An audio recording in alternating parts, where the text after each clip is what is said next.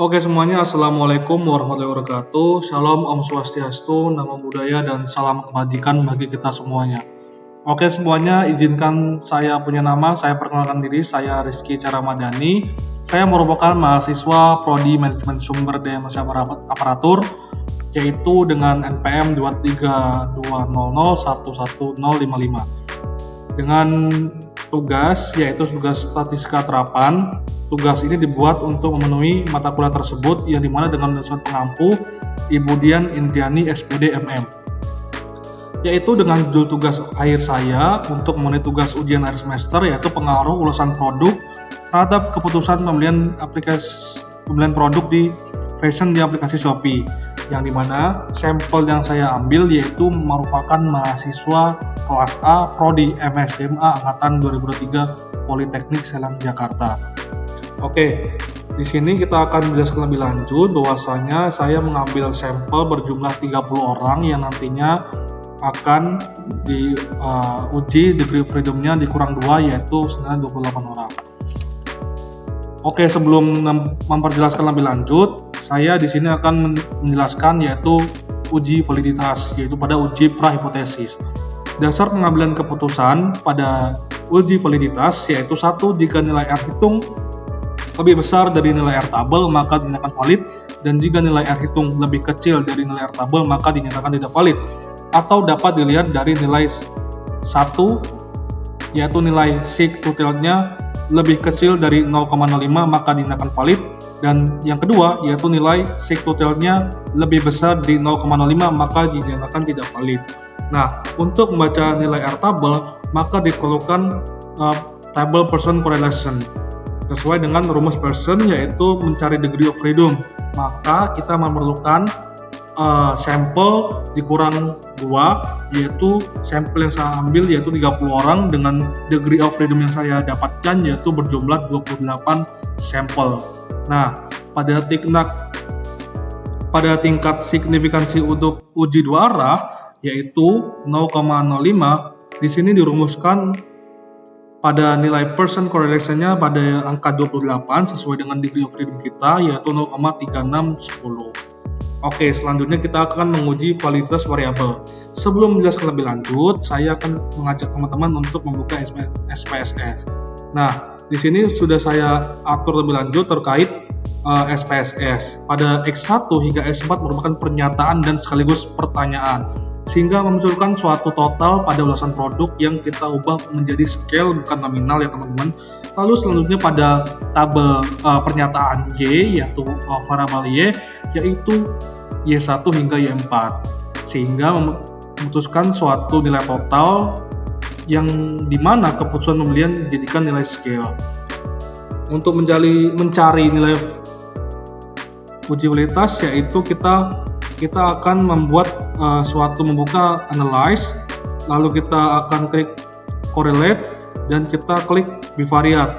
Nah, teman-teman di sini sebelum lebih lanjut kita akan memasukkan nilai X1 hingga nilai totalnya. Di sini saya memakai nilai total dengan 4 pertanyaan. Nah, setelah seperti ini jangan lupa klik Pearson dan test of significance yaitu total.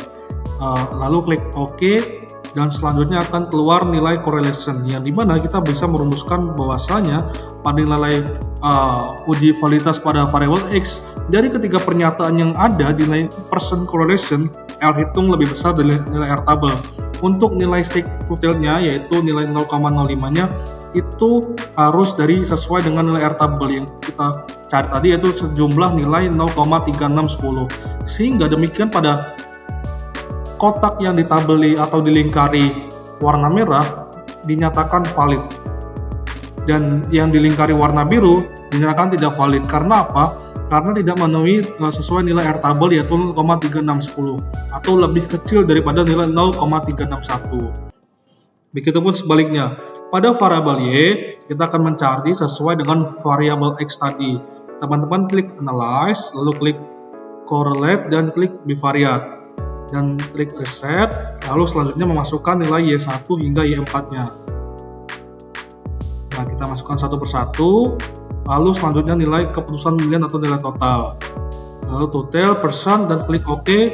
Nah, di sini teman-teman bisa lihat bahwasanya sebagai pernyataan maka dinyatakan valid sesuai dengan tanda bintang yang di sini.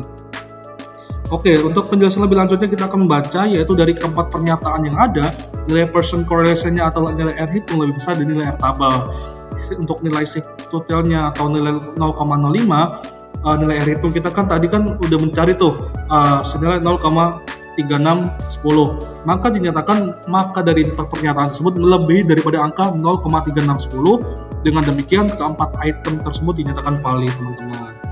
Oke, selanjutnya kita akan mencari uji reliabilitas, yaitu konsistensi, yang dimana kita akan menggunakan rumus alpha cross-bench, yaitu yang kita mencari sesuai dengan seperti yang sebelumnya, yaitu kita akan mencari variabel y dan variabel x-nya. Oke, selanjutnya kita akan membuka SPSS, yaitu kita akan mencari klik analyze, lalu klik scale, lalu reliability analysis. Nah, di sini teman-teman bisa lihat bahwasanya perlu diketahui bahwasanya variabel yang tidak valid tadi, kita menemukan variabel yang tidak valid yaitu pada variabel x, yaitu x4. Maka itu tidak perlu dimasukkan karena itu nanti akan mempengaruhi hasil hipotesis yang kita ambil sebelumnya. Karena kita hanya memasukkan nilai x1 dan x sampai x3. Karena x4 yang kita diuji validitas di awal itu ternyata tidak valid. Nah, lalu klik OK. Maka akan keluar nilai reliability-nya. Nah, untuk penjelasannya yaitu sesuai dengan nilai alpha crossband di atas 0,2 yaitu 0,243 yang kita bisa lihat di sini. Dengan demikian diputuskan bahwa instrumen agak reliable, yang dimana kita merumuskan pada nilai scale 0,201 hingga 0,40 maka dinyatakan agak reliable. Dan selanjutnya kita akan mencari variabel y dengan cara yang serupa, teman-teman. Lalu klik analyze, correlate, correlate, scale, dan reliability analysis. Lalu kita akan mencari nilai y-nya. Karena nilai pada variabel y dinyatakan valid semuanya, maka kita perlu memasukkan variabel tersebut secara lengkap atau utuh, teman-teman. Nah, sudah keluar, maka dinyatakan 0,361. Untuk penjelasannya, pada variabel y yaitu nilai alpha crossbench di atas 0,2, yaitu ada peningkatan nih, yaitu senilai 0,361. Dengan demikian diputuskan bahwa instrumen tersebut agak reliable.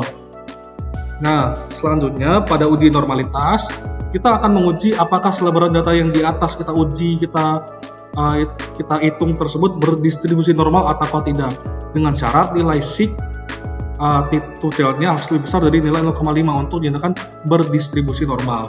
Nah, untuk lebih lanjut kita harus mencari nilai residu yang kita ambil, teman-teman. Kita klik analyze, kita mencari analyze, lalu regresi,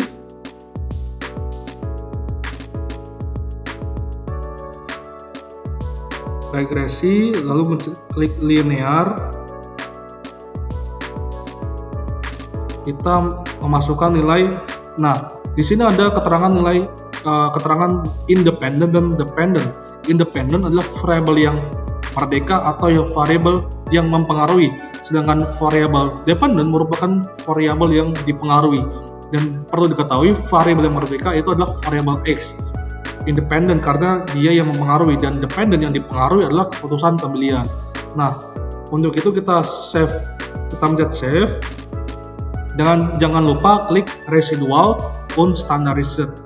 Nah, selanjutnya lalu klik continue, dan selanjutnya kita klik OK. Sehingga kita munculkan beberapa angka di sini nantinya.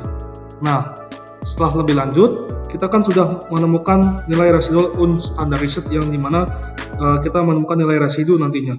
Nah, lalu kita akan mengklik mencari nilai one sample Kolmogorov Smirnov test. Nah, teman-teman kita klik kuesionernya, lebih lanjut klik analyze, kita mencari non parametric test, lalu legacy dialogs, lalu klik one sample Kolmogorov Smirnov test. Nah, selanjutnya kita akan memasukkan sampel yang kita masukkan lebih lanjut.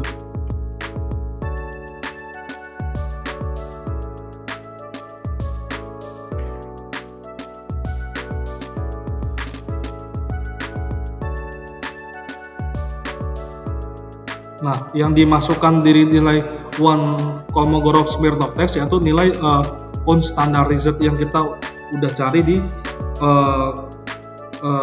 nilai regresi, linear, residual, dan unstandarized yang tadinya. Oke, kita akan mencari dengan tes distribution normal, klik OK. Nah, di sini akan muncul nilai one sample Kolmogorov Smirnov test dengan penjelasan yaitu nilai sigma-nya lebih besar dari 0,05, maka dinyatakan berdistribusi normal. Karena di sini ditemukan bahwasanya nilai yang kita temukan yaitu 0,200, yaitu lebih daripada 0,05, maka dinyatakan data tersebut berdistribusi normal. Dan selanjutnya yaitu kita akan mencari nilai hipotesis, yang dimana nilai hipotesis ini kita akan mencari sesuai dengan gambar yang kita cari di untuk mencari one sample Kolmogorov Smirnov test, yang dimana kita bisa mencarinya di data yang tadi yaitu model summary, ANOVA, dan koefisien dan residual statistik. Nah, di sini kita akan mencari nilai regresinya yaitu untuk mengukur pengaruh satu variabel independen, variabel X, adalah suatu variabel dependent, variabel Y, yang dimana hipotesis dasar pengambilan keputusan yaitu H0 tidak terdapat pengaruh antar variabel, dan HA yaitu terdapat pengaruh antar variabel. Pengambilan dasar keputusan dari mana? Yaitu pertama, nilai sig yaitu lebih kecil dari 0,05, terdapat pengaruh antar variabel, atau H0 ditolak dan HA diterima. Dan yang kedua yaitu nilai sig lebih besar dari 0,05, tidak terdapat pengaruh antar variabel, H0 diterima dan HA ditolak. Atau satu, nilai T hitung lebih besar dari T tabel, terdapat pengaruh antar variabel, H0 ditolak dan HA diterima. Dan yang kedua yaitu nilai T hitung lebih kecil dari T tabel, tidak terdapat pengaruh antar variabel, yaitu H0 diterima dan HA ditolak. Nah, selanjutnya kita akan mencari nilai pengaruh. Nilai pengaruh seperti yang kita ketahui bahwasanya variable entropy remove, yaitu pada ini model summary yang kita cari di SPSS sebelumnya, yaitu kita nih model summary ini kita akan memberikan penjelasan lebih lanjut, yaitu nilai R square adalah 0,070. Nilai ini menunjukkan bahwa nilai pengaruh variabel ulasan baru terhadap perusahaan pembelian aplikasi Shopee sebesar hanya 7% saja, karena 0,070.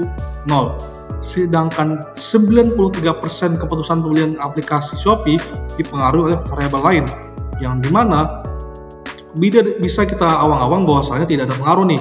Nah, untuk selanjutnya kita akan mencari nilai hipotesisnya. Hipotesis itu adalah nilai koefisien atau uji sig, yang dimana kita buka hasil dari itu. Nah, di sini nilai koefisien penjelasannya yaitu nilai sig sama dengan 0,157 nih yang ada di lingkaran merah, lebih kecil dari 0,05. Dengan demikian H0 diterima dan HA ditolak. Artinya tidak ada pengaruh antar variabel ulasan produk dan keputusan pembelian di aplikasi Shopee. Dan selanjutnya kita akan mengajukan uji hipotesis atau uji T dengan tabel yang sama, yaitu T hitungnya atau nilai T hitung 1,454 yang dilingkari merah ini. Sedangkan T tabel kita setelah kita cari di bawahnya itu, nah kita sebelum lebih lanjut kita akan mencari T tabel. T tabel itu kita akan mencari titik presentasi distribusi di mana degree of freedom-nya 1 sampai 40 pada tabel tersebut. Nah, degree of freedom kita senilai 30 sebelumnya, dikurangi 2 sehingga 28. Dengan demikian nilai T tabel pada 38 ialah diperoleh T tabel 2,048 Nah, karena kita menggunakan signifikansi toleransi penelitian kita sebesar 5% atau 0,5, maka kita akan mencari pada angka 28 sesuai dengan nilai degree of freedom kita, sehingga memunculkan angka 2,04841 sehingga munculkan nilai T tabel. T hitung lebih kecil daripada T tabel, tidak terdapat pengaruh antar variabel, yaitu H0 diterima dan HA ditolak.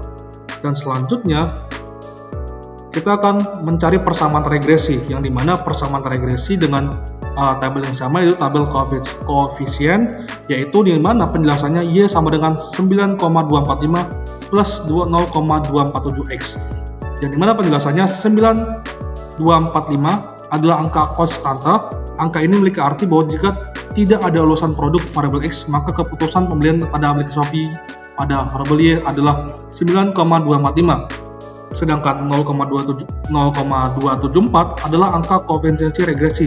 Angka ini memiliki arti bahwa setiap perubahan naik 1% pada ulasan produk akan menjadikan perubahan naik 27% pada keputusan pembelian pada aplikasi Shopee. Dan selanjutnya kita akan mencari grafik persamaan pada penelitian tersebut. Nah, kita akan klik SPSS kita, lalu kita klik Graphs, lalu Chart Builder. Nah, lalu kita membuat scatter daughter pada bar tersebut. Bar tersebut kita akan mencari yang kedua, yaitu kita akan klik basic dan kita akan mencari variabel Y dan variabel X. Dan untuk variabel Y tentunya kita akan pada variabel X, axis, dan variabel keputusan pembelian yaitu pada variabel Y. Lalu klik OK. Kita tunggu. Dengan demikian bahwasanya sesuai penjelasan tadi, maka tidak ada pengaruh antar variabel, yaitu tidak ada pengaruh antara ulasan produk terhadap keputusan pembelian di aplikasi Shopee, sesuai dengan rumusan hipotesis yang saya bacakan tadi. Nah, udah sampai di penghujung presentasi. Mungkin saya cukupkan saja. Mohon maaf apabila ada salah kata dan penjelasan saya kurang jelas atau terbata-bata. Saya ucapkan terima kasih, saya mohon ampun kepada Allah, dan saya ucapkan terima kasih kepada teman-teman dan Ibu Dian yang telah menonton video saya untuk menilai hasil ujian akhir semester saya. Oke, saya cukupkan. Wabillahi taufiq wal hidayah. Wassalamualaikum warahmatullahi wabarakatuh. Salam, Om Swastiastu, Namo Buddhaya, dan salam kebajikan bagi kita semuanya. See you teman-teman.